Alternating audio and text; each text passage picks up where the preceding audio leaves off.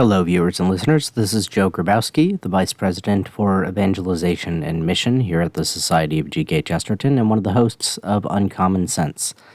We are pleased to present this week a special episode, an encore presentation of a virtual open house event that we held for our Chesterton Schools Network back in the fall of last year, featuring Andrew Youngblood, the author of a brand new book on classical education entitled Know Thyself, which you can pick up at the Chesterton online store. We hope you enjoy this episode, and until next week, God bless. Well, welcome everyone. It's absolutely a great joy to have people from all over the country, all over the world, joining us for this special webinar on classical Catholic education. Why Chesterton? Why classical? Thanks so much for joining us. I'm Dale Ahlquist, president of the Society of Gilbert Keith Chesterton.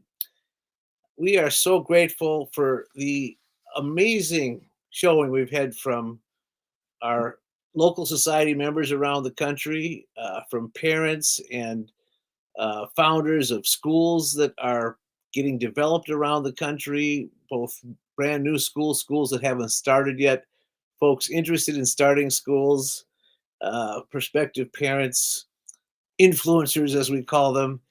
Thank you so much for coming and being with us tonight. We have the experts gathered here together. Well, we have one of them, and then there's me. I'll shortly be introducing our special guest, but I first want to start by invoking a blessing on our evening together, and I'm going to ask you to join me in prayer tonight as we pray an intercessory prayer for the intercession of our prospective saint, G.K. Chesterton. So please join me. In the name of the Father, Son, the Holy Spirit. Amen.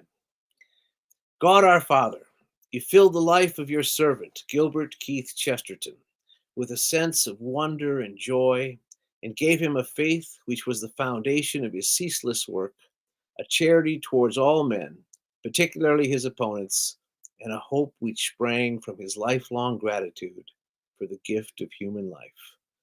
May his innocence and his laughter, his constancy in fighting for the Christian faith in a world losing belief, his lifelong devotion to the Blessed Virgin Mary, and his love for all men, especially for the poor, bring cheerfulness to those in despair, conviction and warmth to lukewarm believers, and the knowledge of God to those without faith.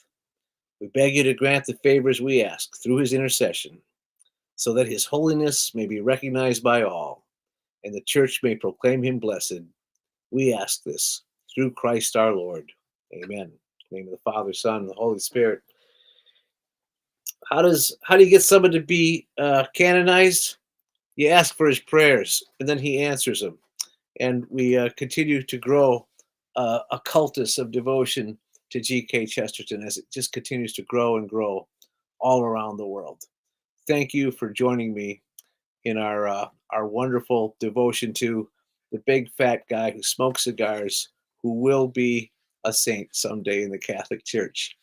And one of the great reasons he will be is because he's the patron of the Chesterton Schools Network, an incredible phenomenon that has just taken us by storm. We started the first Chesterton Academy 15 years ago in the Twin Cities of St. Paul and Minneapolis.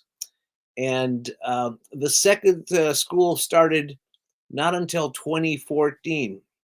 In the last 9 years, we have started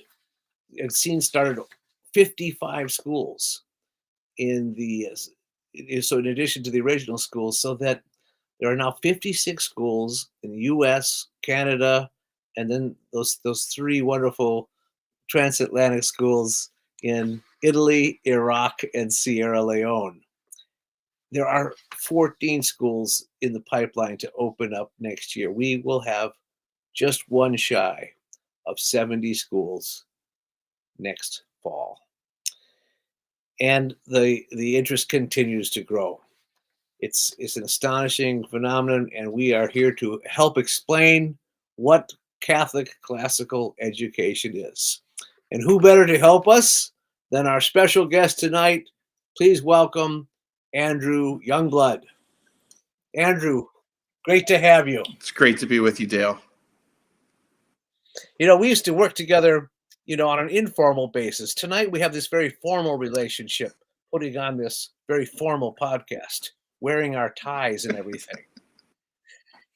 Andrew is he was the curriculum director for the Chesterton Schools Network and helped to develop and explain the curriculum to all the schools as they were onboarding around the country. He helped us get over 30 schools started, and now he's serving as the head of a school at Regina Luminis Academy, which is pre-K through 12 Catholic classical education in Berwyn, Pennsylvania. While he was working for the Chesterton Schools Network, he was the head of what was called the Chesterton Scholars Program at Cardinal O'Hara High School in Philadelphia. There are different kinds of Chesterton academies. The one that most people are familiar with is just a normal brick and mortar K through 9 through 12 high school. Andrew spearheaded basically a school within a school. So it was a large Catholic high school, and there was a Chesterton Academy track within the high school. Very successful, and he'll probably tell us a little bit about that. But the main reason he's with us tonight is because he just published a new book called Know Thyself, Classical Catholic Education and the Discovery of Self. And it was published by Word on Fire. And we're very grateful to our friends from Word on Fire for publishing this book. And I would have to say, since it was published only a few weeks ago, and it has already sold out, that it is something of a success. Congratulations, Andrew. Dale, you're my mentor. I'm just trying to follow in your footsteps. Yeah, well, I've written 6 books, and none of them have ever sold out in 6 weeks. So congratulations. And I have to say, although it is sold out, there is one place on earth where you can still buy copies of it, because we snagged a few, and you can get a book from our website at chesterton.org tonight. And the list price is $24.95. But if you are a member of the Chesterton Society, you get the 20% discount, so it's $19.95. And if you're not a member, well, how do you look at your face in the mirror if you're not a member of the Chesterton Society? So join up tonight, get the discount on the book, and if you join up, you'll get Gilbert magazine to boot. Okay, we're going to start there. And we're going to have a little discussion here, but I want to invite everyone, all these people from all around the country, still telling us where they're from. This is fantastic, all over the country and the world. But if you have a question that comes up during our discussion tonight, please go ahead and put that question in the chat box, and we'll get to it, I'm sure, and we'll answer it. But we're going to start right now. Andrew, when this whole phenomenon of the growth of classical education around the country, but there are still people who just have no idea what you mean when you say classical education. So the first very general question, what do we tell them when they ask, what is classical education? I think classical education really comes down in the student's experience to that transformative effect. In my own life, I experienced classical education as something that was very healing. And so that's what we look for with our students. When you introduce students to truth, goodness, and beauty, when you introduce them to the transcendentals, you could call it the metaphysical worldview, there's a healing effect that happens. And that's, I think, part of the reason that this movement is just growing, because yes, we educate children, but we also form them. We bring them into contact with Christ. They discover who they are as people and children of God. So what is classical education? It is a formation that introduces students to the beauty of God's creation and lets them be transformed and bathed in that beauty. It's a lofty goal, but what I find or a lofty definition, but what I find is that when you start explaining it, you really are underselling it. And then as the conversation unfolds, you get to explain to people, yeah, it's greater than you even think. So through Socratic Seminar, we introduce students to the transcendental worldview, and we let them bathe in beauty and truth and goodness. And yes, they become educated. Yes, they fall in love with Christ. And yes, they discover themselves. Now, a little more specific question. There's classical education and there's Catholic classical education. Obviously, the Chesterton Academies are focusing on a Catholic education and something even more specific than other Catholic classical schools, which we'll talk about in a minute. Mm-hmm. But tell us, Catholic classical education. The Catholic Church has received the deposit of faith. It has received Christ himself. We have him sacramentally present to us. And if we are putting the children into an educational environment where they're bathed in the transcendentals in truth, beauty, and goodness, then all of their experience in the transcendentals are going to lead them to Christ. And that's why the Catholic difference is so important in the classical world. We have friends that work in the public sector, and they have classical secular schools, and they've told me over and over again, you can lead kids right to the doorstep, and then you have to stop. They continue on, but in the school setting, you have to stop, and we don't have to stop. We just go further. What's the quote from C.S. Lewis? Further on and further in. Further on and further in. Yeah. Yeah. You got that from Chesterton, though. I haven't figured out where exactly he did get it. Yeah. And so I can tell you that there are good folks involved with classical education who do get frustrated that when they are starting to ask the ultimate questions, because the truth, goodness, and beauty, obviously when you're pursuing truth, you're going to get to those ultimate questions, and they have to kind of artificially stop from getting to the ultimate questions. And that is a great privilege in the Catholic classical education to go all the way, all the way. Well, your book, Know Thyself. It's of course a phrase from the Oracle at Delphi, right? Tell us the main theme of your book: classical Catholic education in the discovery of self. We can't give too much of the book away because we have to still get people to buy it. But give us a few hints about what they're going to find in this book, and then we'll continue this discussion a little bit more deeper about the Chesterton schools. So I didn't mean to do this when I started writing the book. Originally, it was going to have X amount of chapters, but I settled on 7 chapters in the end. And I realized, reading over the manuscript, that I had made as a template for the book the liberal arts to a certain extent. There are the 7 liberal arts, there's the trivium, the quadrivium, and I divided the book up very naturally in the same way. The first 3 chapters look at, the first chapter is on education, and then classical education, and then Catholic classical education. So, this is what Socrates taught us.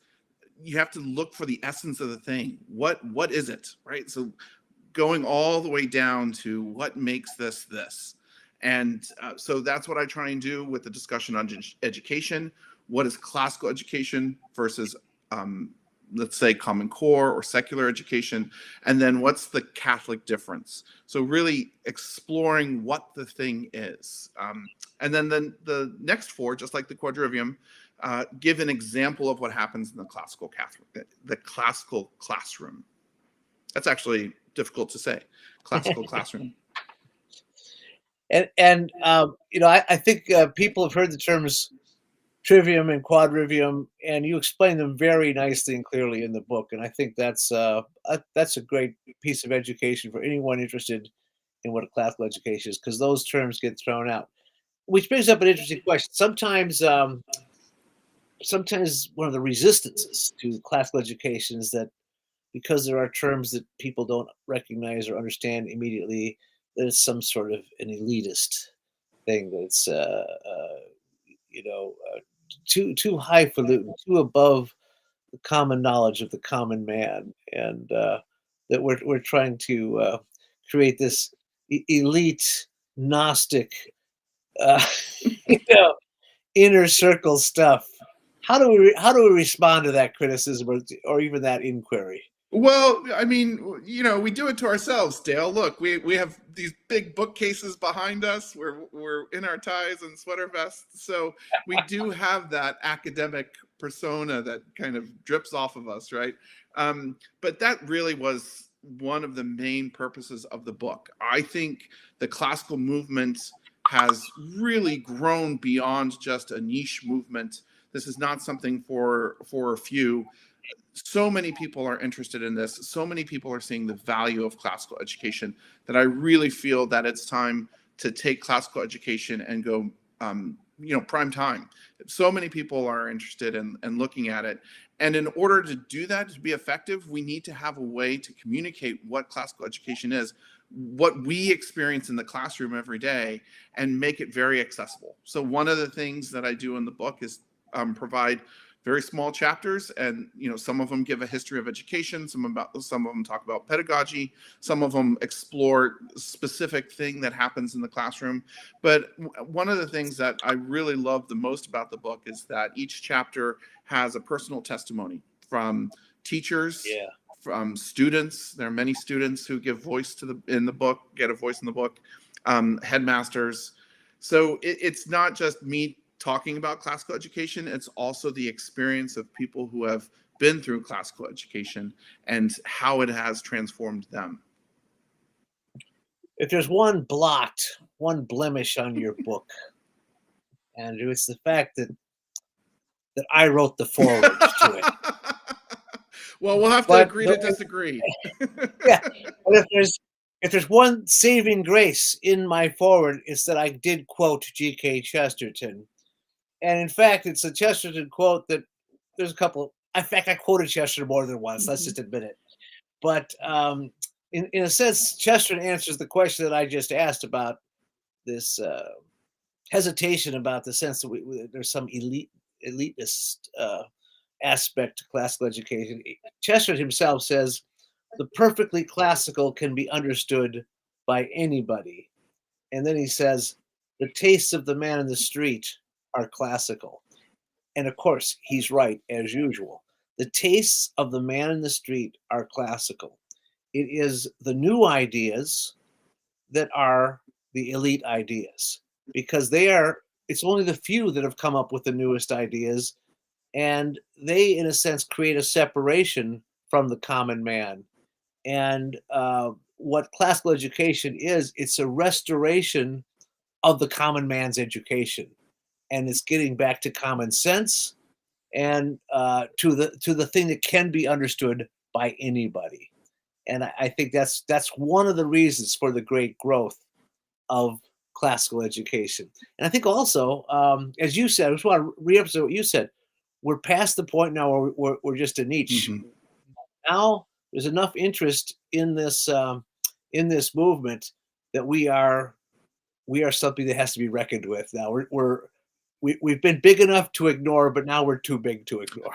And the reason that I think this has happened is because classical education does work, and kids are leaving our schools well-formed and happy, and with a knowledge of who they are and what they have to contribute to the world.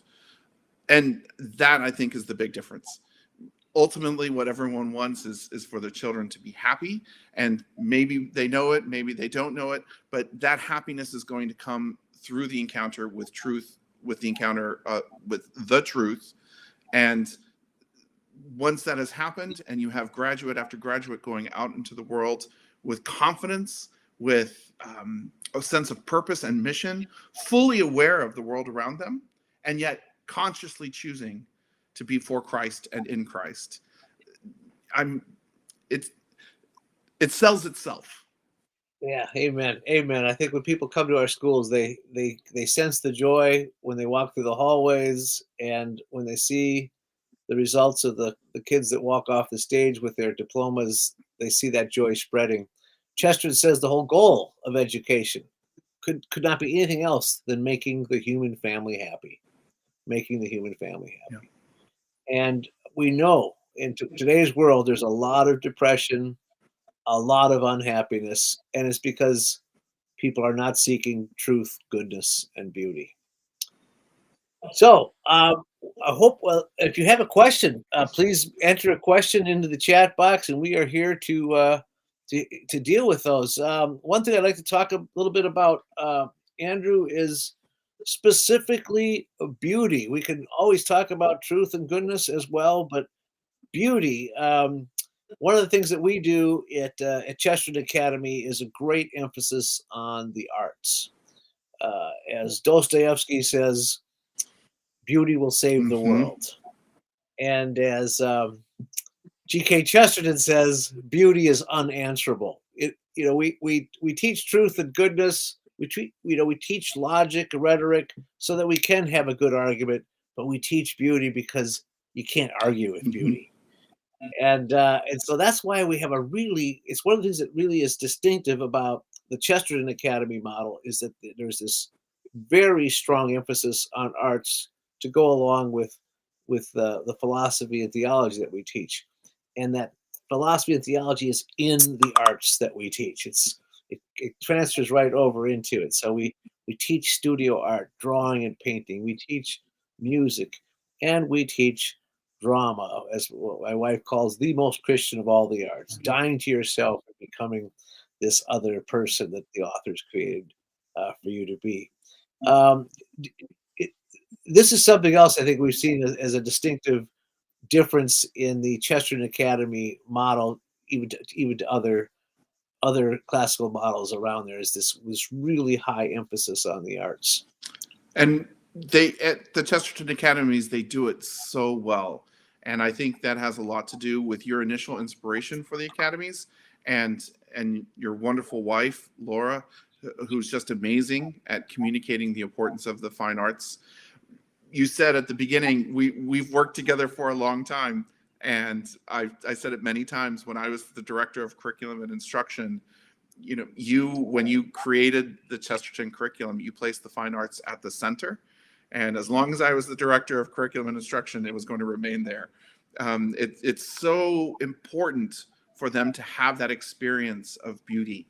It's wonderful to talk about the beautiful ideas, to have the Socratic discussion, to delve further into the quadrivium and the math and the science, and to see how it all gets together. It's beautiful and it's overwhelming for the kids sometimes, but it's different from the experience of beauty. There's something that happens to you viscerally when you start to sing polyphony, right? That when that chord goes out there, it resonates in your core. And that's an experience of beauty that you can share with others. Just like with the dramatic arts, like you create beauty. And it's so important for the students to have that experience because it gives them the ability to relate to what they are learning in the classroom on a personal level. Great. We're getting some inspiration now for some questions coming in. Let's ask the first one here. Andrew, were you inspired at all by St. Pope John Paul II's use of know thyself in his encyclical Fides et Oratio? Yes. And to be honest with you, I've always experienced the Chesterton curriculum and what I've done in helping people develop classical curricula across the country. A lot of it just goes back to the vision that John Paul II had for the human person. There are a couple of saints in the 20th century, Pope John Paul II, and also the gentleman that you keep referring to, G.K. Chesterton, who had such a very clear vision of who we were supposed to be in terms of the Christian revelation of the human person and how that has been abused and forgotten in the modern world. And they very clearly articulate that and also provide the antidote to restoring all things in Christ, to restoring the beauty of the Christian worldview, and to to make that beauty apparent to people and to let them choose it. So I didn't write the book with Fides et Ratio open, and in fact, there is a section on Pope John Paul II at the end. And when I went back and I was looking at Fides et Ratio, the unity of the vision is just so clear, right? And what G.K. Chesterton does in such a witty way, and so insightful, almost painfully insightful sometimes. And then what Pope John Paul II does in his own beautiful way. It's all the same, right? It's what we do in classical schools, in classical Catholic schools. That's the vision of the human person that we want the students to know. And we certainly do teach faith and reason by having 4 years of theology and 4 years of philosophy. There's very few schools that offer that to that extent in high school.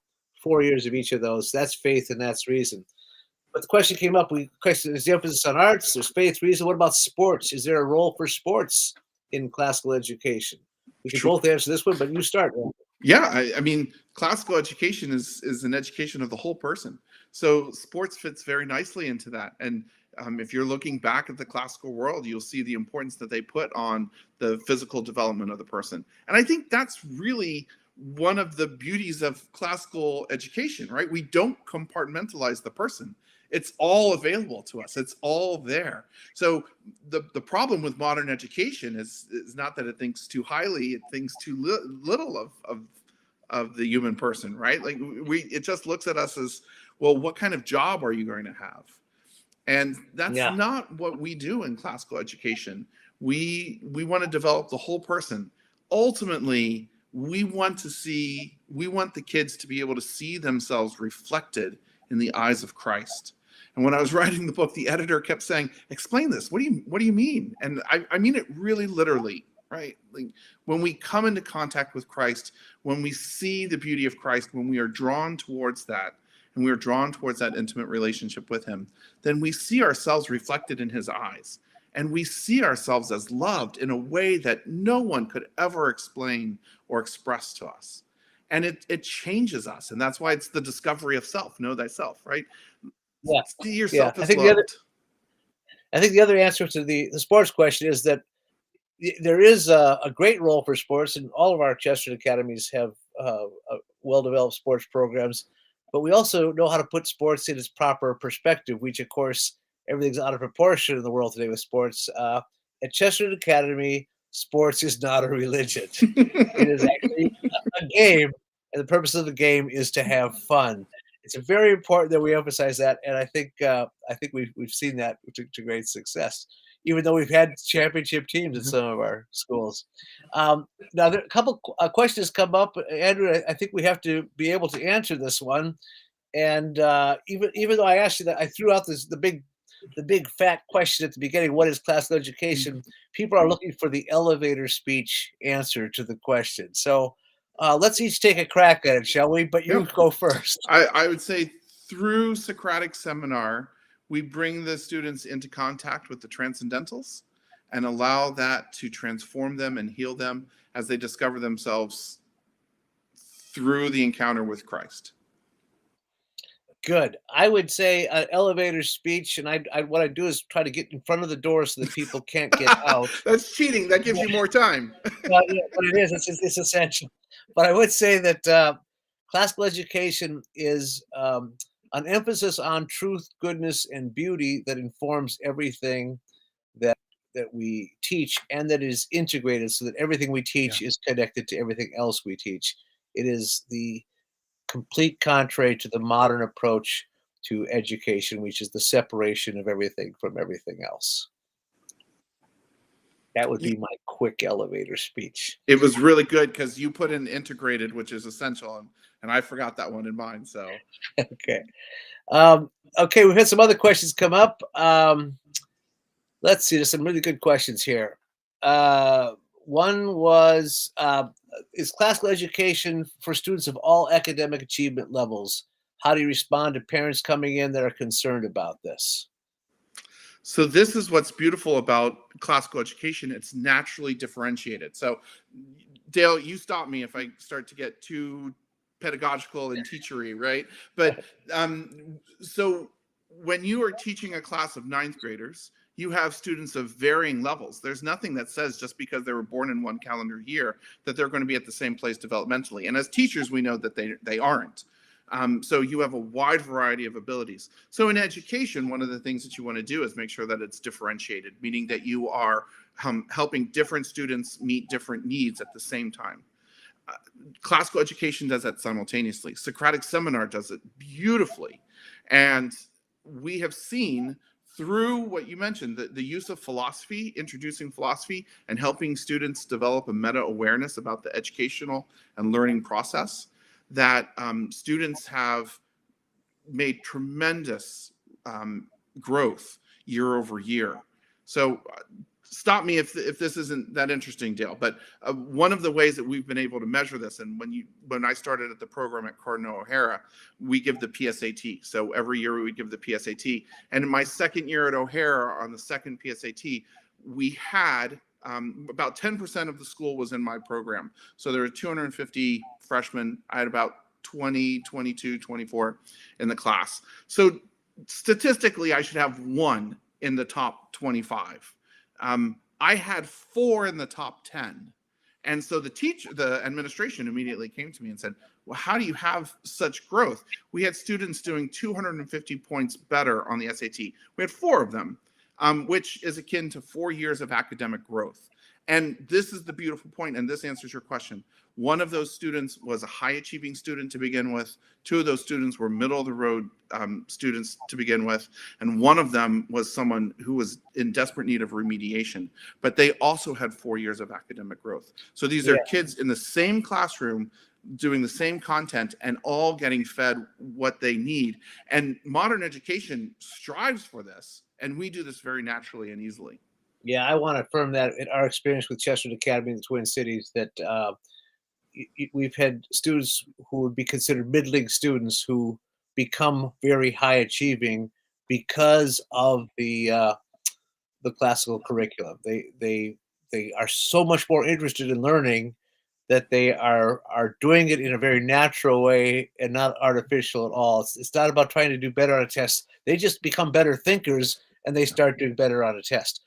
At the same time, I want to say there are going to be students who are going to be C students, but they're going to have a great experience as a C student.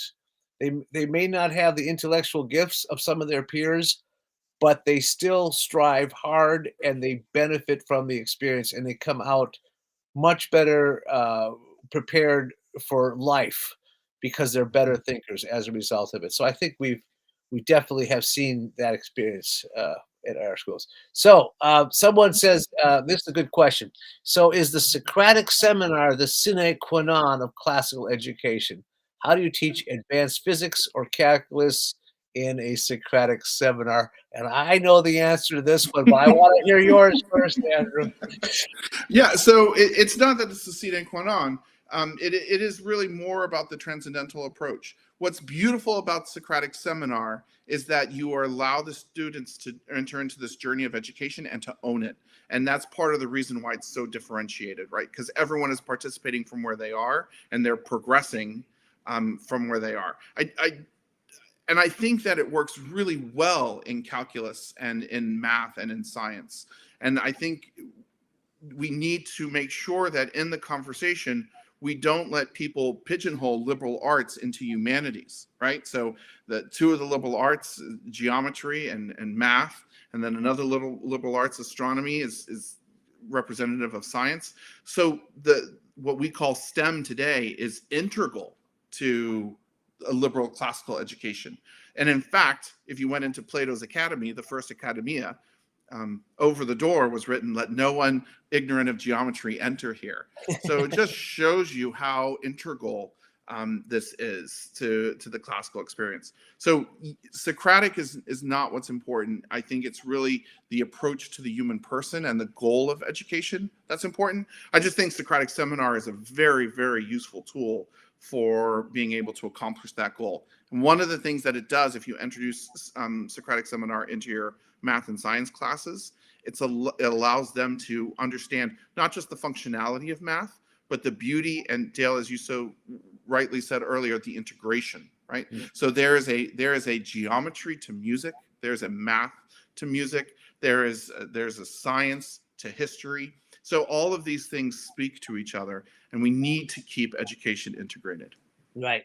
And some people confuse the Socratic method as simply drawing everything out of a student and not putting anything into the student. And I think Chesterton himself makes that distinction very well, where he says there's certain things that cannot be drawn out of a student. You can't draw Latin out of a student. You have to stuff Latin into the student. And so there's certain things that we teach that simply is information that has to be conveyed, knowledge that has to be imparted from teacher to student. But the Socratic method is the supplementary educational device of not only testing what the student has learned, but having them put it to work as they develop their ability to think. We have this question, Andrew. What has the experience of the various Chesterton academies been with finding and retaining teachers, Catholic, classically trained teachers? That seems to be a very specific niche, has the question. Yeah, so we've been talking about classical Catholic education, and we've been very tangential with the Chesterton experience. One of the things that, I mean, the Chesterton Schools Network model is just really beautiful, and it does a lot of things that most providers of classical education don't do, and it's really start to finish how to build a school. So people come to the Chesterton Schools Network, and Dale, obviously correct me if I'm wrong on this, but people come to the Chesterton Schools Network wanting to start a school, and the network provides everything that they need from the back end. I call it back of house because I was a waiter when I was younger. So everything that you need to do administratively in order to get your school started, and then also everything that you need to do in terms of curriculum. One of the things that we did, and this is actually what my job was when I was with the Chesterton Schools Network, not only to develop the curriculum, but to train the teachers, to train the headmasters. So there are a lot of people who are going through classical programs themselves now, and they have a desire to see replicated in their students what happened to them, right? Because this transformative effect of the transcendentals happens across the board. It's a very common experience in classical education, whether it be high school or college. And so these teachers want that for others. If they feel that vocation to teaching, they want to be classical teachers. I never get tired of telling the story that when we started the first Chesterton Academy, we had more applicants for teachers than we had for students, because there's great interest in getting on board with something like this. And I think the interest in teaching at these schools continues to be there. But at some point with this growth, we're going to have probably there's going to be a scarcity of teachers, which is why we're already starting to prepare for the future by growing our own teachers. We've had 2 former students come back and teach at Chesterton Academy. So that's been really good. Andrew, a point of clarification. There are some people who didn't quite get what the transcendentals are. The transcendentals are truth, goodness, and beauty. So let's make clear, everyone understand, it's not a new age term, transcendental, and it's not anything to do with Ralph Waldo Emerson. The transcendentals refer to truth, goodness, and beauty. And there is an explanation of the transcendentals in the book. Yes, by the way, there's an explanation in the book. All right. We've been using the term modern education, and someone says in a critical manner. What can we explain? How do we explain what modern education is as opposed to classical education? Andrew, what are some of the contrasts? So what happened in the development of the secular anthropology that you can chronicle from Descartes on, and I'll go really fast through this because it's in the book. As we forgot who the human person was, we lost sight of, well, what's the purpose of education? And there's some really funny stories about meetings that happened on a federal level in the United States where they got together and they said, so what are we looking for? What are we trying to do in education? And they admitted they didn't have an answer. So Common Core came along eventually and gave an answer very clearly and unashamedly. The purpose of education is to make someone financially free, right? That's you go to school, and then you go to school again to get a job.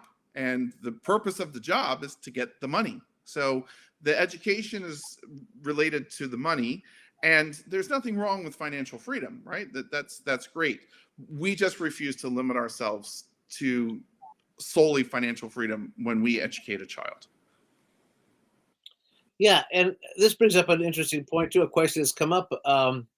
What about trade schools? And we can tell you that from our Chesterton Academy experience in the Twin Cities, we not only prepare kids for college, and they get into the colleges of their choice, and colleges now are starting to recognize the value of a Chesterton Academy education.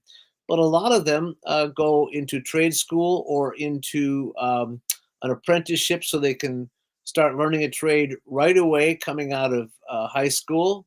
They've had what is the equivalent of a good 4-year college education in comparable to most colleges in the country. So they've come out good thinkers with a deep faith and a profound view of the universe, and they're ready for their trade. They're ready to put a skill to work, and they are going to be contributing members of society right away rather than continuing to study and acquire debt in some cases. So we encourage this, and we are watching it happen before our eyes. They've gotten what would be a complete education anywhere else coming out of high school, and they're ready to become a carpenter or a plumber or some other skill that we desperately need in our society today. And so they're not you're not preparing them to have a job. You're preparing them to make a living so that they can have a family and live independently and be contributing members of society. That's what you want. We want a full person, a happy person, a faithful person coming out of a Chesterton Academy. Okay, another great question is coming up here. There's all this interest in the schools. People say, well, where do I get one of these schools? Is there one near me? How do I start a school? How do I go about doing it? And we have an answer to that question. You go to Chesterton Schools Network.org. That's Chesterton Schools Network.org. If you are interested in learning about the possibility of a Chesterton Academy near you, there's a map on that website, and it will tell you if there is a school near you. If you're interested in starting a school, well, you should first figure out there's a school near you. That's the first thing to do. But if you're interested in starting a school, we can take you through the very strategic process, very clear, well laid out process of starting a school. We can take you through all the steps, and you can fill out a form right away when you go to the website. And our success manager, Helen, will get back to you right away and tell you what you need to do to start putting a school together in your area. All of these schools around the country were started locally by a group of interested parents who got together and just went through the procedure, and now they're up and running. That's one of the reasons for the great success of the growth of these schools, that you can start one yourself. We'll show you exactly how to do it. And so it's Chesterton Schools Network.org. Okay, let's get to another question here. Let's see here. Let's see here. I want to get this one here. The question about state requirements. I can answer that one too. And if you could add anything, you certainly are welcome to. Most states right now do not have very specific requirements about high schools. There's certain subjects that have to be taught during the 4 years of high school, and certain credits that have to be achieved, but they're rather loosely defined. And Chesterton Academies right now meet all of those requirements in all those states. That's the point we're making. They don't have a lot of specific restriction because there are such a variety of private schools that are recognized by local states. So that should not be an issue, but you can always find out what your local state's requirements are by just going to the State Department of Education in your state, and they will list what are required for a high school diploma in your state. Dale, could I add to that? Yes. Part of the onboarding process, part of the training is actually, that's one of the homeworks, one month is to explore your state requirements and to map it to the Chesterton School Network curriculum. So that's, again, something that the network will guide you through that whole process. And we pretty much have one in every state now. I'm sorry, you have one in pretty much every state now. So the most of that work has been done. All right, here's a question, Andrew. I'd like you to take this one too. Can you speak about the foundation that Chesterton classical students can expect to receive in the critical skill of writing? Is the IEW, the Institute of Excellence in Writing, the only writing formation that is provided? So what we do in terms of, we do use IEW, especially in the early years, 9th and 10th grade. And the reason for that is because we want to really make that emphasis on rhetoric apparent. While we're teaching and while we're doing Socratic seminar, we isolate two key moments in the educational process. One is the logos aspect, where the idea is being formulated within the student. And then the other one is the rhetoric aspect, where that is getting verbal expression. And Cicero says in rhetoric, there are 5 components: substance, style, structure, memory, and delivery. So the IEW does 2 of those very, very well: structure and style, and that's actually the name of their program. And they do it very consciously mapped to what Cicero was talking about. So once those 2 are established, then we bring in the element of substance. That's what they call invention, the exploring of researches, doing research, talking about, is this a good topic for me to be exploring? Is this a good resource for me to be using in exploring that topic? And you can have really interesting conversations with the students in that respect. And then, and this is very interesting, the drama kicks in, because the drama isolates those skills of memory and delivery. And so you're working on all 5 aspects of rhetoric at the same time in different areas. And in addition to that, you're teaching a class on rhetoric, which talks about the ethos, the pathos, the logos, the connection to the community. So all aspects of rhetoric are being treated within the entire curriculum.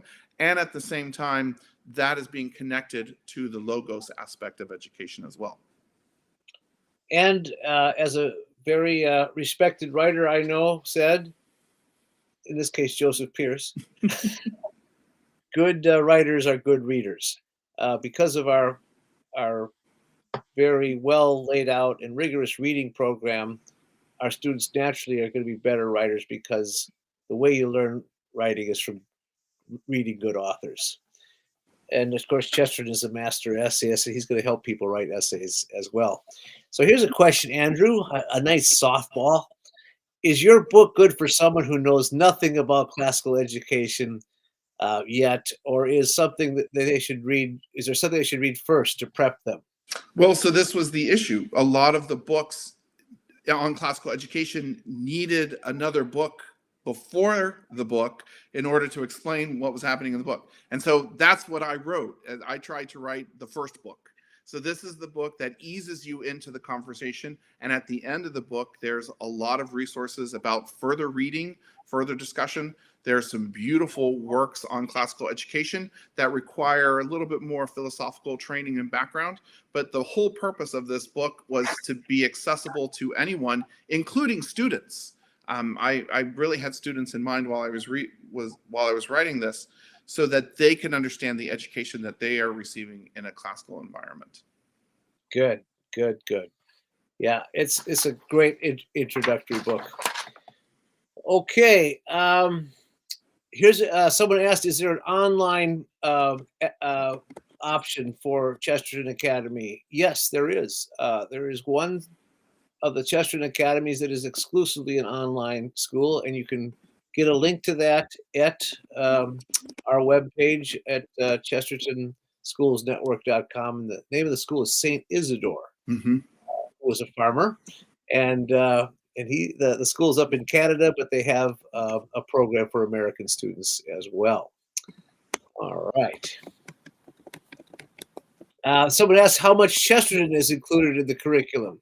Well, Well, there's obviously not enough, but but there is required Chesterton text in each grade, and there's a couple extras in some of the grades too. But the highlights are they get the introductory book to Chesterton, which is the one I wrote called Common Sense 101. That's their freshman introduction to Chesterton. They read his book on St. Francis of Assisi in their sophomore year. They'll also read Lepanto and the Ballad of the White Horse. The required text in their junior year is the St. Thomas Aquinas book, which fits in with the philosophy that they'll be studying that year. And then the capstone book, which is read at the end of their senior year, is The Everlasting Man, which is the book that just brings it all together, that really everything they've been studying will come to bear when they read The Everlasting Man. And I'm happy to say that Word on Fire, which just published Andrew's book this spring in March, will be coming out with the annotated Everlasting Man, which we'll be using in the schools. But even if you're not attending a Chesterton Academy, get the annotated Everlasting Man, in spite of the fact that I'm the one who did the annotations on that. Okay, another school here. Another question. Are there any Chesterton schools that are charter schools within the public school environment? Any barriers to that from your perspective? Well, that's unfortunately an easy question.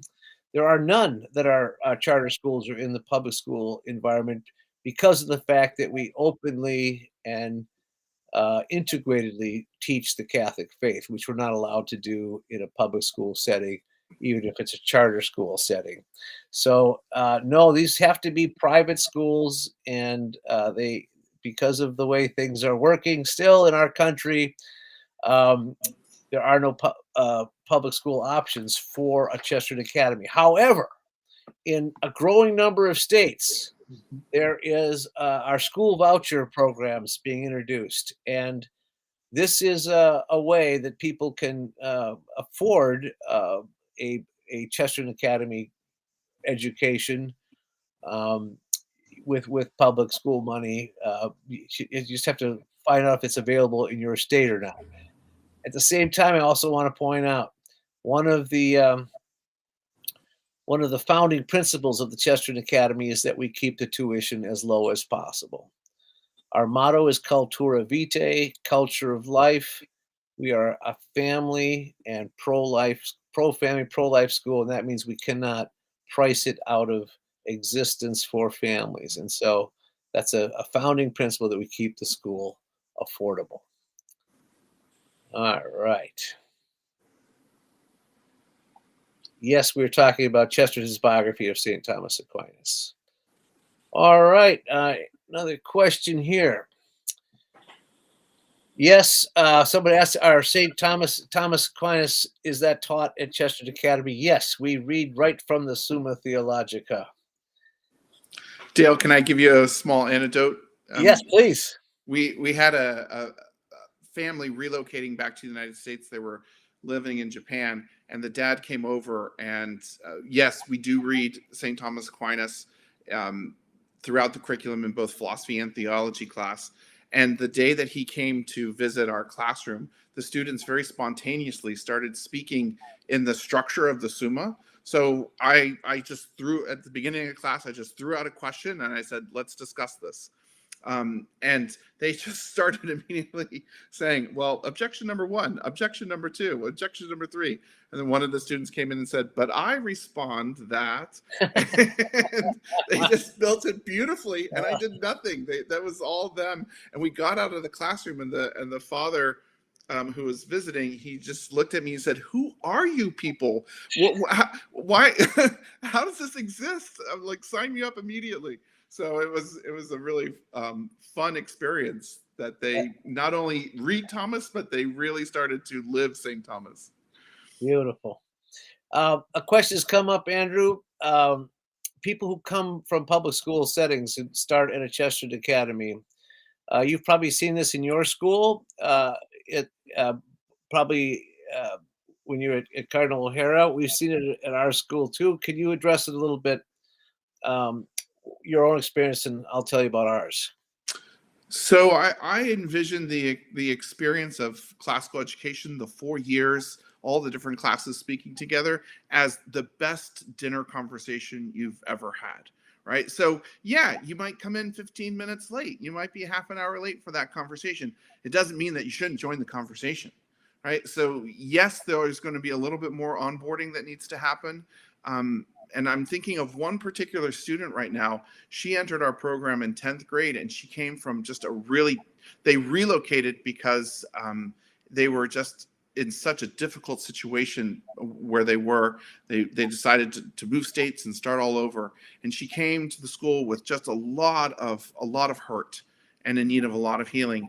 And to see the healing happen to her year over year, and then to see her graduate, you see it in the students' faces, right? You see that experience of beauty transforming them, the healing that's taking place, the joy that starts to radiate from them. And it's really priceless. It's so wonderful to see. But just because you're late to the conversation, don't not join the conversation because you're late. Yeah, and at our school in the Twin Cities, we've seen kids come out of public schools that may be well prepared or maybe not well prepared, but we've actually seen the same thing coming from homeschool students and from Catholic school students, that sometimes they're better prepared than other students, and they may have some catch up to do, uh, but they generally do. What they do find is that because the experience, the atmosphere is so different, that's what makes them. That's what they have to adjust to, and that's the pleasant part. They may have some unpleasant academic work to get caught up, but because the atmosphere is so welcoming and so supportive, that's what makes the transition much easier. It's a brand new experience for these kids, and that's what they're blessed by. We are down to 3 minutes left, and so we're going to make a few concluding comments. Please do continue to contact us. You can contact us through the webpage at Chesterton Schools Network.org. You can also contact us through Chesterton.org. And we will continue to happily field your questions. If you're interested in starting a school, do go to that Chesterton Schools Network.org. You'll also take a look at our curriculum. We've had some questions on the curriculum.